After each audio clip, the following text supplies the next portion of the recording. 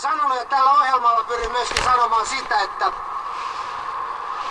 me mustalaiset ei olla turisteja tässä Suomen maassa.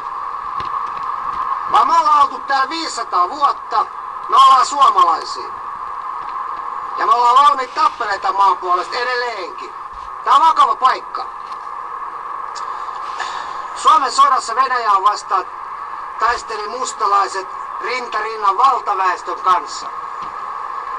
Ja täällä Suomessa on ollut muuta sotilaisia kuin valkolaiset, mustalaiset ja lappalaiset.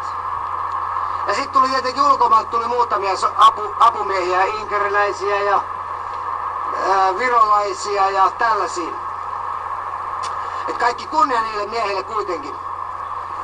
Mutta ei voi mitenkään väheksyä suomalaisten mustalaisten osuutta Suomen sodassa. Kyllä sieltä muutamat sai mitalitkin. Vasta noin muutama vuosi taaksepäin Suomen mustalaisveteraanit saivat itselleen arvoisensa muistomerkin, mikä on Suomen pääkaupungissa Helsingissä.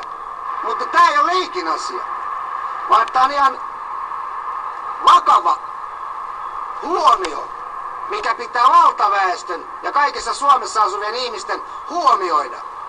Suomi itsenäistyi. Suomalaiset, mustalaisetkin itsenäistyi. Tämä on todellakin fakta. Kaikki kunnia Suomen mustalaisveteraaneille sekä myöskin valtaväestön sotaveteraaneille.